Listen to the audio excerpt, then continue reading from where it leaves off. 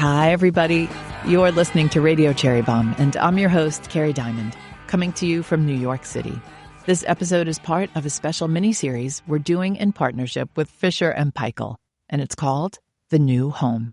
I'll be chatting with some amazing women about their lives, their kitchens, and their inspiring careers. Today's guest is Young Ha, interior designer, author, and founding member of the AAPI Design Alliance. Her beautiful new book was published this spring, and it's titled A Mood, a Thought, a Feeling, Interiors. It's page after page of her gorgeous spaces, and you get a sense of how Young uses light, color, and proportion to great effect. One of the most fascinating things about Young is that she came to interior design a little later in life. She studied and practiced law, but yearned for something more creative. She shares the story of her big pivot, and we also talk about her book, her approach to design, her love of cooking and gardening, her work at this summer's Wow House at the Design Centre in London, and why everybody loves a breakfast nook. I love this chat, and yes, I do love a breakfast nook. Stay tuned for Young Ha. Today's episode is brought to you by Fisher Paykel. The best kitchens don't start with appliances or layouts. They start with people. How you move through a space, how you cook, how you host, how you connect. For more than 90 years, Fisher Paykel has believed in designing for real lives, creating appliances that integrate seamlessly into the architecture of your home, giving you the freedom to design a kitchen that feels intuitive, personal, and effortless. It's not just choosing finishes or appliances, but creating a space that works in harmony with how you live. At the center of it all is something Fisher Paykel calls design freedom, the ability to move beyond standard layouts and create a kitchen tailored to you. Fisher Paykel knows that no two homes are the same, just as no two cooks are the same. A well-designed kitchen doesn't just look beautiful. It supports a life well lived. To learn more about the world of Fisher Paykel and their incredible appliances, from ovens to cooktops, refrigerators, dishwashers, and washing machines, visit fisherpaykel.com. Have you subscribed to Cherry Bombe Substack yet? If not, head to cherrybombe.substack.com on your computer or download the Substack app. We have lots of free content like the Cherry Bombe newsletters and all of our recipes. You can also subscribe for $6 a month or $55 per year and get special subscriber-only content, plus invitations to monthly member meetings on Zoom.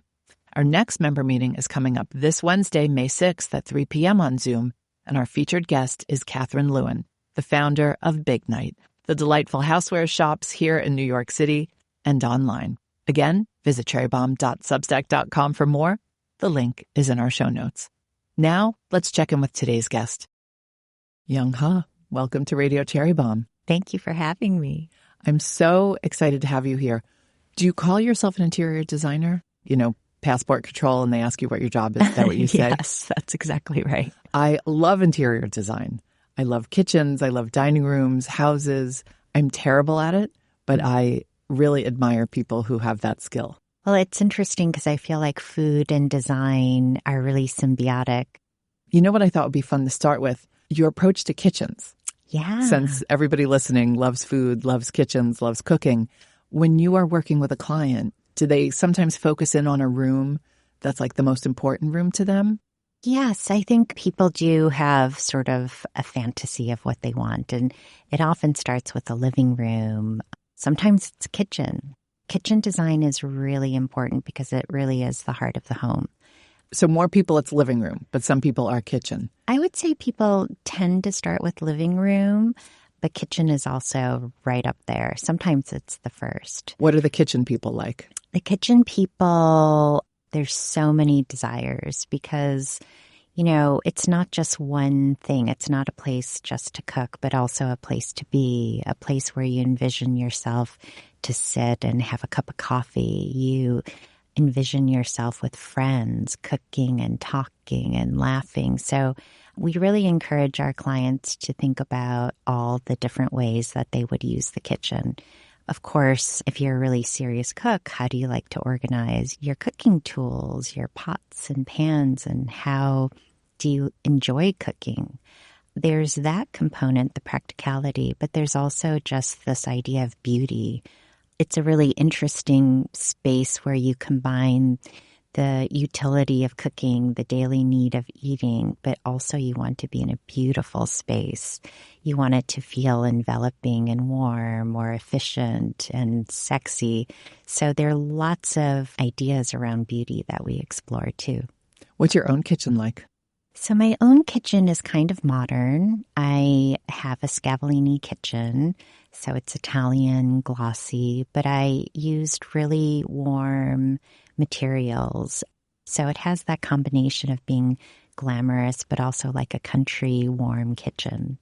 And instead of having a big island, I have an 11-foot walnut table so people can sit. And I can, I'm sort of short, so like high countertops don't really work for me. So it's easier for me to roll out dough on the table. And that sounds so romantic. Yeah. That's also really fun, is to have, a romantic kitchen. That was also one of the goals I had for myself. Do you cook or not cook? No, I cook. You do I cook. Great. Quite a lot. In particular, when I'm at the house upstate, I really don't love going out to eat, but I still love restaurants. But for me, a really great day is spent in the garden and then cooking at the end of the day. You know what one of my favorite things is? A breakfast nook. Yeah. Does everybody love a breakfast nook? A lot of people love a breakfast nook. I think it's like a way to welcome the day, a place that's sunny, a place where you have coffee, a place to just kind of ease into your day. So I think there's a lot of kind of fantasy around that. Yeah. I'm constantly saving pictures of breakfast nooks on Instagram. It's probably like my biggest Instagram folder, It's breakfast nook porn. Exactly. One of the reasons I really wanted to talk to you, aside from this beautiful book that you have, and it's such a great title, we're going to go through all of it, is you are a career changer. Yeah. And we have so many people who've come on the podcast and so many people who listen to the podcast who have changed careers, like big dramatic changes, or they dream of a pivot. Yeah. And you did it. Yeah. You started as a lawyer. I started as a lawyer. I knew the first week of orientation that it wasn't for me. Wait, the first week of orientation at your first job? No. At school. At school. Oh, no. At law school. So really, I just knew. So really went back. Yeah. I mean, just from the beginning, because it's such a practical field. It's actually very technical. It's a trade. It's very distinct. I went into it thinking it was going to be very philosophical. I was going to save the world. I was going to go into human rights. And like the first week of law school, I just knew this was not going to happen. Ooh. Even though you weren't that far into the program, were you just into it too deep in other ways to back out? Well, my parents are Korean American immigrants, and they told me that I had two job choices. It was doctor or lawyer. They were like, you're bad at math, so you have to be a lawyer. And I really believed them. I figured there were no other job opportunities for me. So I stuck with it.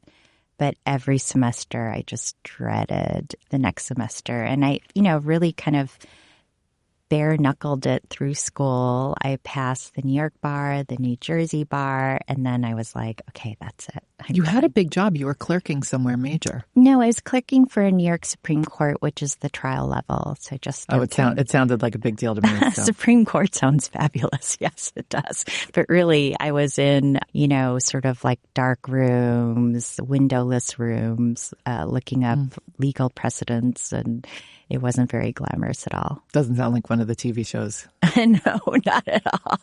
But the music. Yes, Law and Order, the best TV show. It's not that at all. Did you watch Law and Order? Oh, yeah, obsessively. I was like, wow, this is really cool. But That's so funny. I wonder how many people were inspired to go to law school because of those TV shows. Somewhere, though, along that journey, you must have had a creative life or aspired to a creative life. Yeah.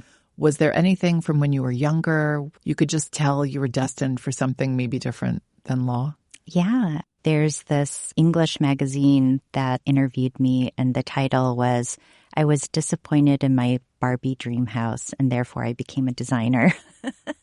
Wait, is that I had a Barbie dream. Wait, no. Yeah. Did I have the dream house? I had like the apartment building with the elevator. Oh, you was did. That the dream house? Well, it was kind of like that. It was a house But it looked kind of like, a really sad apartment. There wasn't very much detail. Even as a kid, you knew that the Barbie dream house was kind of a bummer? Oh, yeah. I was so disappointed when I got that house. I was just like, where are the curtains? Where's the pretty furniture? This is just plastic walls, that are pink. It's just not very pretty. So, I set about decorating the dream house. I was always kind of interested in decorating and beauty. In law school, I would sit and imagine, I would doodle, I would dream up recipes, I would plan dinner parties. I would do anything but pay attention to the lectures. Oh, gosh. Well, you still managed to pass the bar, so there was that. How long did you last in the profession until you pivoted out? I mean, months, literally Just months? Yeah, that's it. My husband really encouraged me to make the pivot. He said, don't let your education be a burden to you. Just because you did this, it's great. You've studied the law, you know this, but it doesn't mean that you have to do this your entire life. And it was really he who said, you're a creative person. You should have a creative job. I was like, what job is creative? And he really encouraged me to investigate. It took me a long time to figure it out, but I really am grateful to his support in really researching that. We'll be right back with today's guest. Did you know that Cherry Bombe has a cookbook? We do. It has the best cover ever, in my opinion, and it's filled with recipes from more than 100 women in the food world, plus amazing photography and food styling. I love the book so much and still cook from it all the time. I've made Avery Ruzicka's walnut chocolate chip cookies more times than I can remember. My pro tip regarding the cookies, follow the recipe exactly. Don't deviate. I love Electra Wiedemann's pink spaghetti, which uses beets to stain the spaghetti a bright pink all the way through. It's as magical as it is delicious. There's also Padma Lakshmi's sweet and sour shrimp and the most flavorful chicken from Jessica Koslow of Squirrel. And those are just a few of the highlights. Pick up a copy of the Cherry Bombe cookbook at your favorite local bookstore. That's so interesting, that whole idea of you feel it in your bones, but you don't know how to turn that into a profession. Yeah. I think, a lot of us have trouble coming to self-understanding. You really have to look inside and think about who you really are and what you're really about and what gives you joy and really following that. And I think it can be very confusing. We want things that society tells us to want. And, it takes a lot of exercise and self-analysis to find those things, find out who you really are. Are your parents still alive? Yes. Yeah. I'm so happy to hear that. How did you break that news to them? I told them I was going into interior design, and my dad said, lawyer is better than designer. And so that's sort of like a running joke at our family. But now that the book is out, it's so funny because now he tells people, I always knew Young would be a great designer from the moment I saw how she decorated her room. So, which goes to show you, ultimately, your parents just want you to be happy. They're afraid that you might suffer. They're afraid that you might not succeed. And interior design is definitely a scary place for them. So fill in some of the gaps for us. So your husband is encouraging you to pursue something creative. You're not sure what it should be. Now in retrospect, what it should have been. How did you get from that point to the point where you're like, okay, I'm going to become an interior designer? I got pregnant in law school and decided to have babies. And I was like, this is going to be sort of the meaning of my life, is to be a housewife and have children and sort of have this Martha Stewart life. I'm going to bake cookies. I'm going to cook and make a house. And I was really miserable.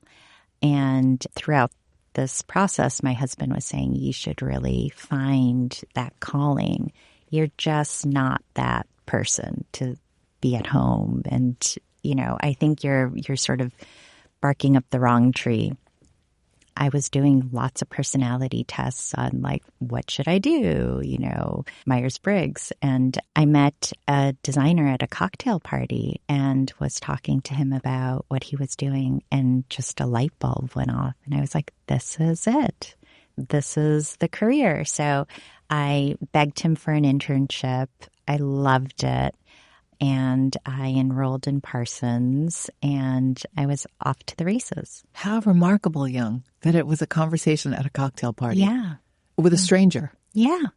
Yeah. And sometimes that's all it takes. It's like you're ruminating, and then finally it clicks. Was that a tough period for you, trying to find your calling? I mean, I'm not sure how many kids you had at the time, but you've got at least one child. Three at the time. 2 girls and a boy. 2 girls and a boy. Yeah. 3 is like the magic number these days. I've had so many people on the podcast who either have 3 kids or 3 daughters, 3 sons. It's really interesting.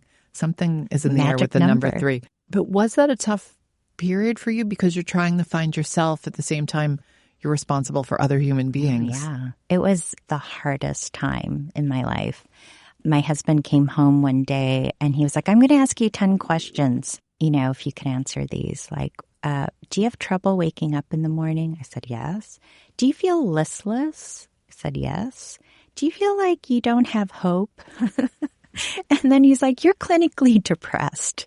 You just cannot keep doing this. And, again, in that tradition of bare knuckling it through, I just kept trying to make things work, and took a lot of thought and a lot of analysis to realize I needed to do something.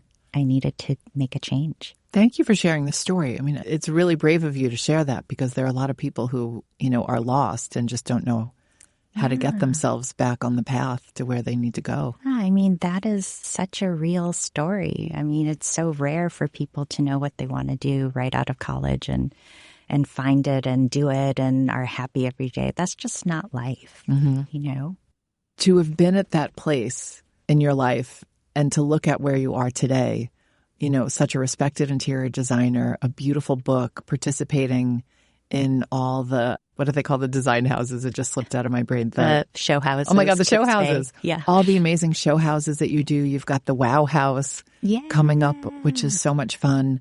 I think this is airing in May, which will be AAPI month. You found this important organization of AAPI designers. Yeah. I mean, do you look back sometimes and think it's kind of a miracle where I am today? Yeah. I mean, I am grateful for every single day.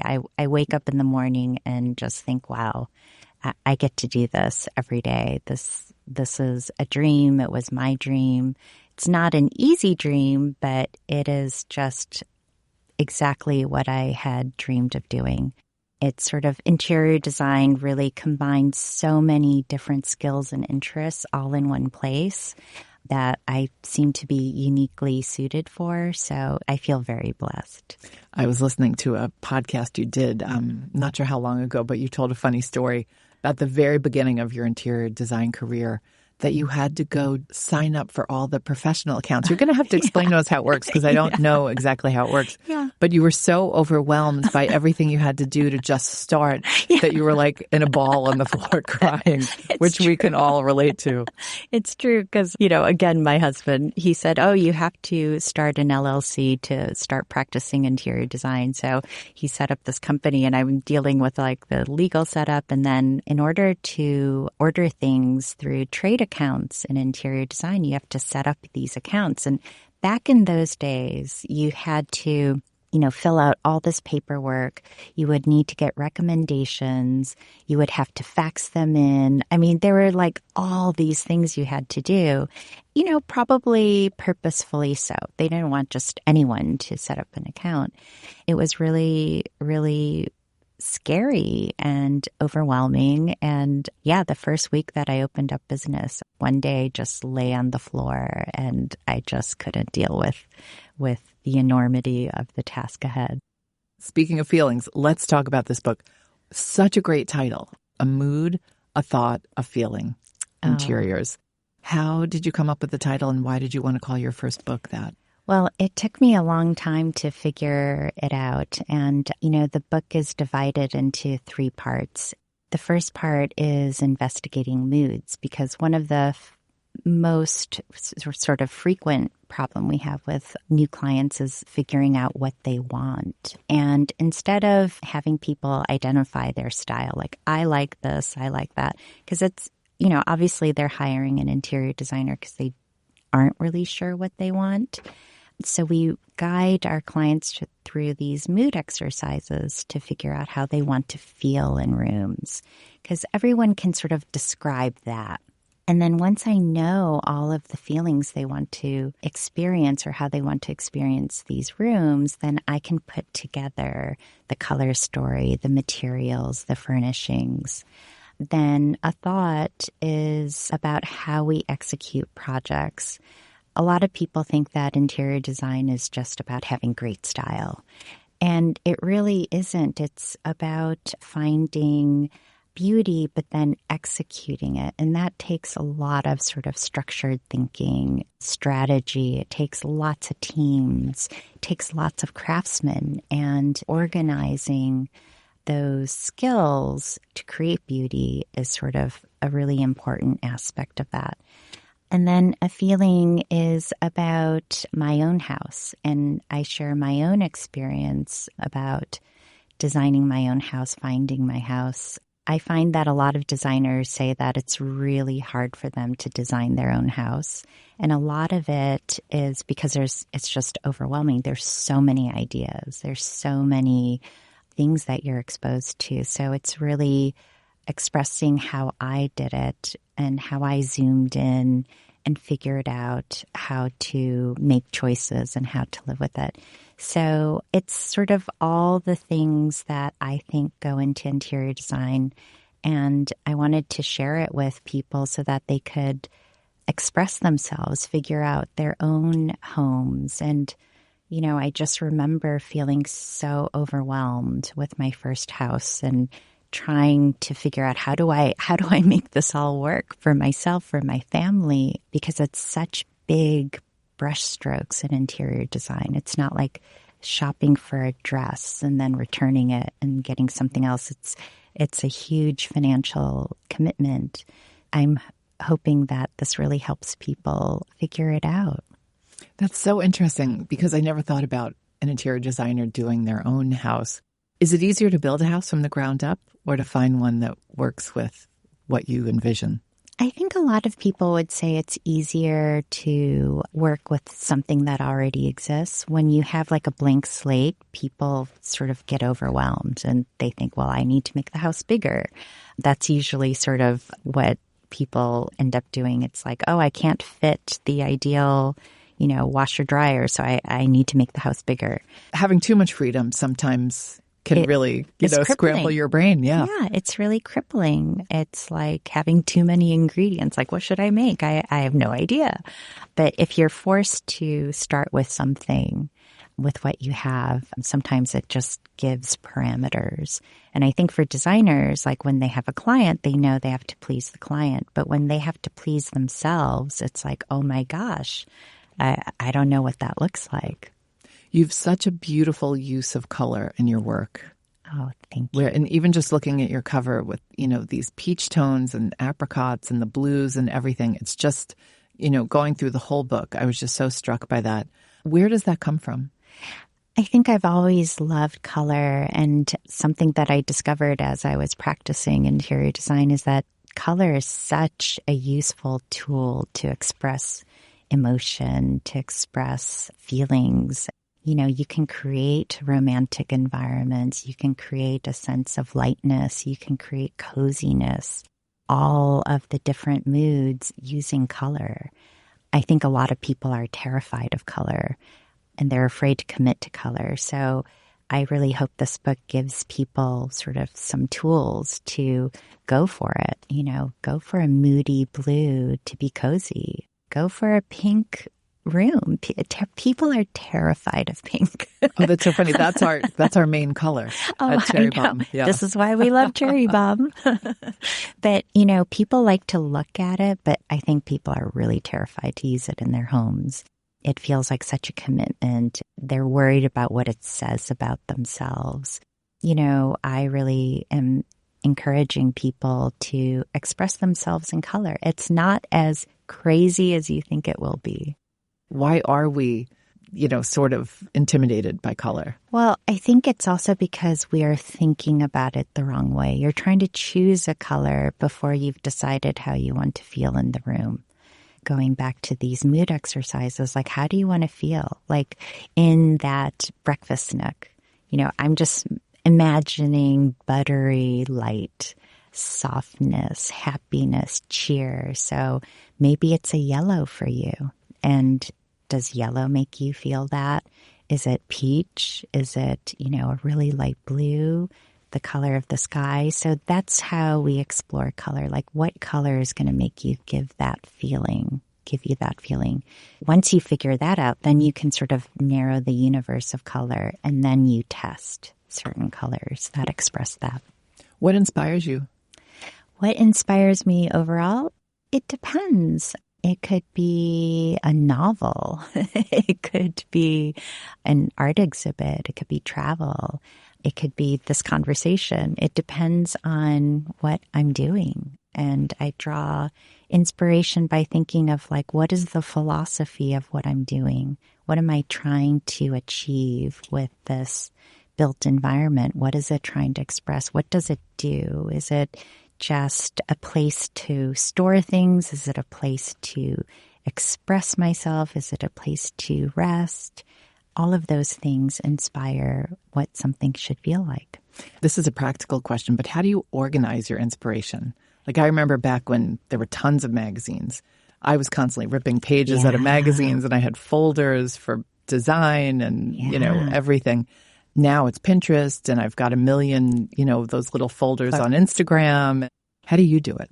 I love mood boarding. I feel like that's just like so fun. And I love Pinterest as a tool. And then we like to take these images and put them onto pages. So you could use Photoshop or PowerPoint, and our new tool that we love is Canva. So just putting all those images together, you can see sort of how they interact. If you were to just like pick a bunch of ideas for your breakfast nook, let's say, and you just put it all on a page, it would probably tell you something like, oh, I kind of love orange. I didn't think about that, but it's like a repeating theme. Or I really love sunny spaces. Whatever it is, you'll sort of see what you're collecting. And then we don't have just one style. You can do multiple mood boards and see what really resonates.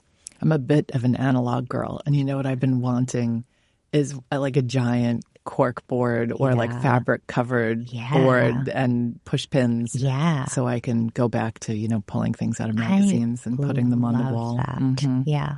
We'll sort of do these cork walls and paint them, or you can... Oh, it never crossed my mind you could paint cork. You can paint cork. So it looks like the other walls, and you can just pin into it, and you won't realize that it's corkboard. Very cool. There have been, I guess I'm thinking mostly of Roman and Williams, but so many beautifully designed restaurants in New York City. Yeah. They just opened Marcel and La Mercerie down in Soho has been one of my favorites for years. Yeah. Could you ever see designing a restaurant one day? Yeah. I mean, we actually have designed a restaurant. We designed a restaurant called Grace's Cottage in Turks and Caicos. It's called the most romantic restaurant on the island. It's really pretty and delightful. And we're designing another restaurant for The Point. And that's going to be outdoors with views of the ocean. So we're really excited. You know what? People can't see this, but your whole face lit up when you started talking about the restaurants. Do you enjoy designing restaurants? Yeah. I mean, it's like theater. You're designing for a big audience. It's really fun. Yeah. So for all our listeners who dream of opening a restaurant, you want to talk to them? Yeah, please call me. Do you think you'll ever do a New York City restaurant one day? I hope so. I hope someone calls me, and I would love to. Very cool. I want to see that first restaurant. Yeah. Yeah. It's not in the book, is it? It is not in the book, but it's on our website. Okay. You have been very into gardening lately, I understand. Mm-hmm. I mean, this is the best season right now. Yeah. I live in Carroll Gardens in Brooklyn. I don't know if you're familiar with it. Yeah. And so many of the houses have little gardens in the front. Mm-hmm. it really just feels like an open-air botanic garden. Yeah. And the cherry blossoms are just ending, and the lilacs are all in bloom right now, and the peonies are about to pop any day, and then followed by the roses. What are you loving gardening-wise, and what's your own personal garden like? Gardening is relatively new to me, and it's so magical. I've just become really obsessed. You just feel so connected to nature, and it's such a physical activity. I feel like it's a lot like cooking. It's physical, it's creative. You are really in the moment when you're doing it. And then you get to see the fruits of your labor, which is really amazing. What I've done recently is I've been trying out a lot of seeds. Before I started with like seedlings, and now I've grown a lot of plants from seed, and it's very exciting to see them come up and hopefully survive the season. Oh, you must have been a little worried during this winter that we had. What in the world would survive? Yeah, I mean, we had a lot of things die. I have this really beautiful Korean lilac that I just love, and it died. And I looked, and something had eaten all of its bark because, the animals were really hungry this last winter. It's another way of creating beauty, but it's just so magical because, you just don't know what's going to happen. There's a lot of luck involved, I feel, and a lot of acceptance, whereas in interior design, I can really make everything perfect. In nature, I mean, you've got to let go. Yeah, I imagine in interior design, you don't throw the term luck around very much. Yeah.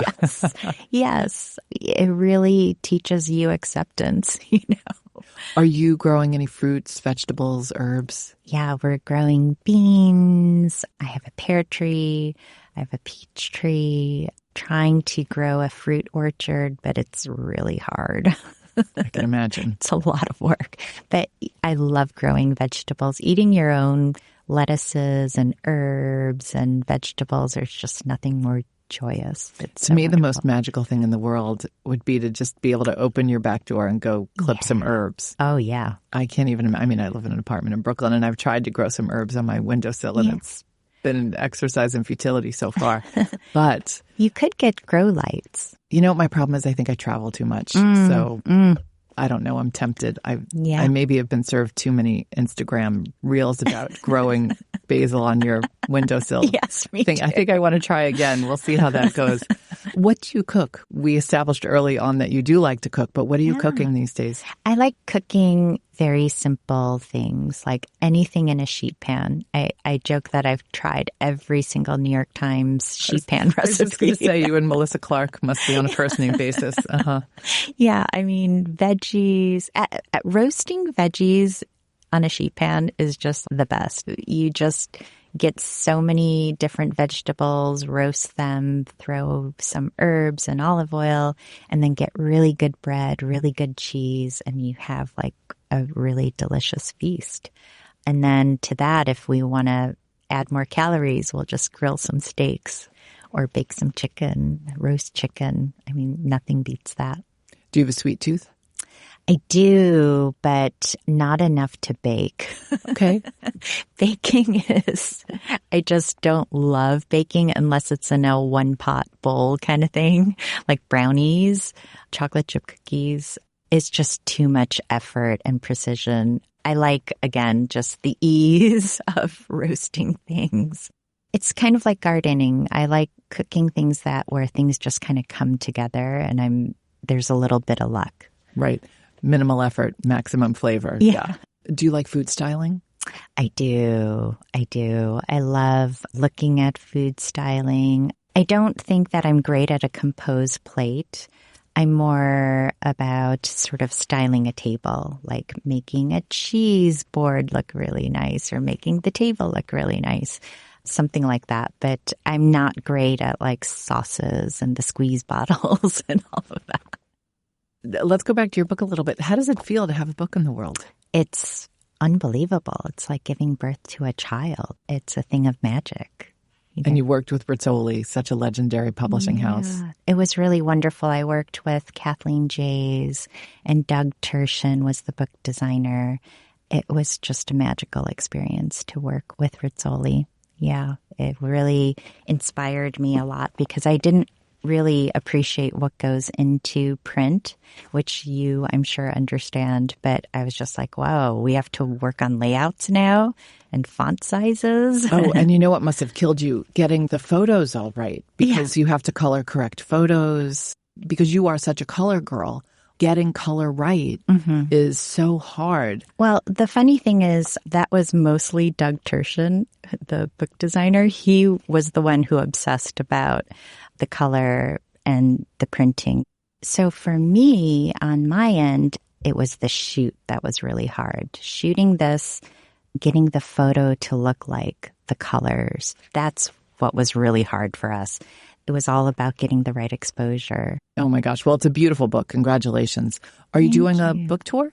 Yes, we are doing a book tour. We just came back from Atlanta. I'll be in Greenwich in May, going to LA, San Francisco, and then Wow House in London. Tell us about Wow House. I love the name Wow House. Yeah. When they told us you were doing it, I was like, who doesn't want to live in a Wow House?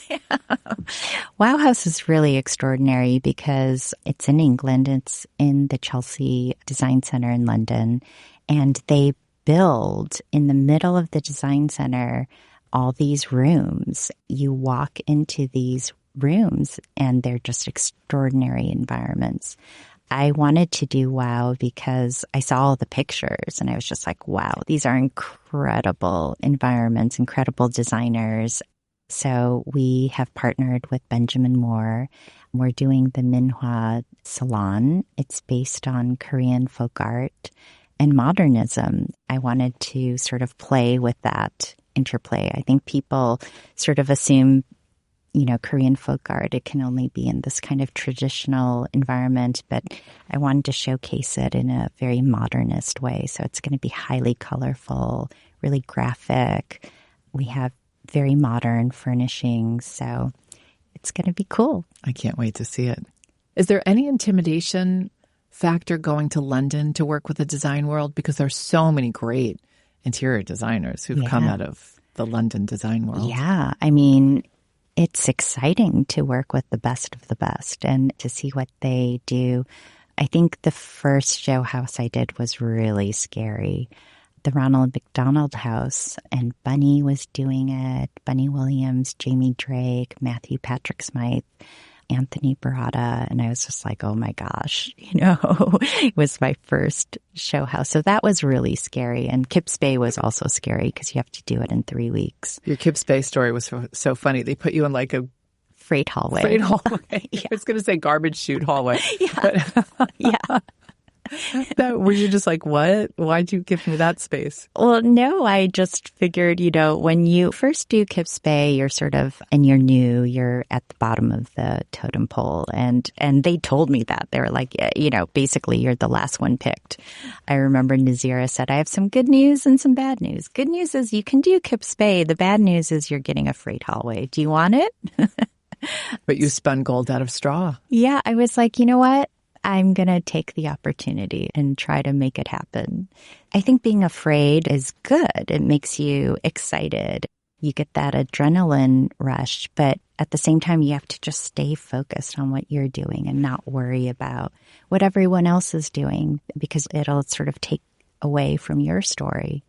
That's how I approach scary things like Wow House. That's a great reminder. It's a great reminder. Yeah. Since this is airing in May, I would love to hear from you about the AAPI DA. Were you one of the founding members? Yes. Tell us what it is and how it came about. In the middle of COVID, there was a lot of violence towards Asians. And my friend Jess Davis reached out and said, hey, let's do something. What can we do? And I said, well, you know, for us, from a design perspective, we can at least support other Asian designers. So we created this design alliance. She's in Atlanta, I'm in New York. We reached out to people everywhere. And it was just amazing how many people wanted to gather and connect and just share and have a voice together. You know, there aren't a lot of Asian interior designers, at least back when I started. So I'm sort of like one of the older ones. And it's really important to me to mentor younger designers so that they don't have to feel alone and scared and, sort of reinvent the wheel. I had to really sort of figure things out. Like, remember the day that when I started the business, I was lying on the floor crying. We don't want people to feel that way, to feel alone. And that's the importance of AAPI, is so that everyone can feel supported and feel seen. Well, that's amazing that you did that. Is that why you'll be in LA? Is there an AAPI Gala? There's an AAPI Gala May 6th. Oh, what are you going to wear? Oh, I haven't thought about it. Now I'm going to have to think about it. It's a gala. Yes, it is. It's black tie. So something long, I suppose. Oh, that's fun. I hope you have the best time there. Let's do a speed round. What beverage do you start the day with? Coffee, black coffee. What's always in your fridge? Kimchi. Do you make your own? No. I get mother-in-law's kimchi. I keep just a small, tiny jar because I don't eat it every day and it gets really stinky. I love the mother-in-law's kimchi. Yeah. What is your most used kitchen implement or tool? My most is the sheet pan. That's right. I could have answered that for you. Do you have a favorite sheet pan? Because they're not all alike. Yeah. The really thick ones, I get them from Williams-Sonoma. I forgot what the brand is, but they sort of have that kind of diamond-y pattern at the bottoms because they're nice and heavy, so I can't burn things, and it seems to be very even. Are you a snacker? What's your favorite snack food? Favorite snack is probably fruit. I also love pastries. I mean, we're in New York City, so you can't say no to really good pastries. Oh, yeah. What do you love? I mean, on every block these days, right? Every block. You can get a croissant at Le Pain Quotidien around the corner. So we get little tarts from there. But we try to stop because otherwise we'll just be inundated with sweets. So I try to do fruit. I've been really loving those Asian strawberries that you can order, like Korean strawberries. They're like $14 for 9, but they're so good. They're worse habits you could have, right? Yeah. Favorite food as a kid? Favorite food as a kid, probably ramen noodles. What are you reading right now? What am I reading right now? You said you love novels, right? Yeah, I'm reading The Martyr right now, recommended to me by my local bookstore. So very interesting. Do you want to shout out your local bookstore? We love a bookstore. Yes, Oblong Books in Rhinebeck. Anything you're streaming right now? The Cook of Castamar. I started watching that. The Cook of Castamar. Yeah, it's the Spanish story about a woman who's a cook.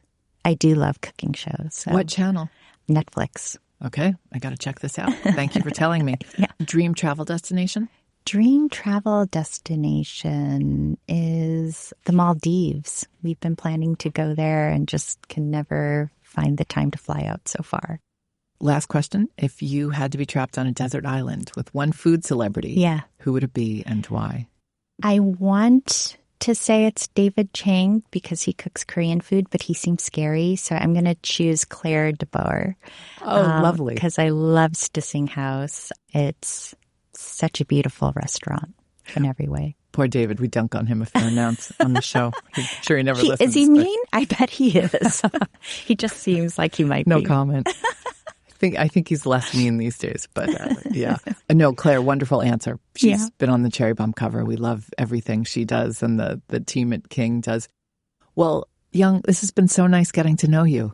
Oh, thank you so much for having me. It was so fun chatting. That's it for today's show. Thank you to Young Ha for joining me. Be sure to catch the other interviews in our New Home series, presented by Fisher Paykel, including my chats with food media icon Donna Hay and Gia founder Melanie Masserin. Our theme song is by the band Tra La La. Special thanks to City Fox Studio in Manhattan. Our producers are Catherine Baker and Jenna Sadu. Our executive assistant is Bridget Pittman. And our head of partnerships is Rachel Close. Thanks for listening, everybody. You're the bomb.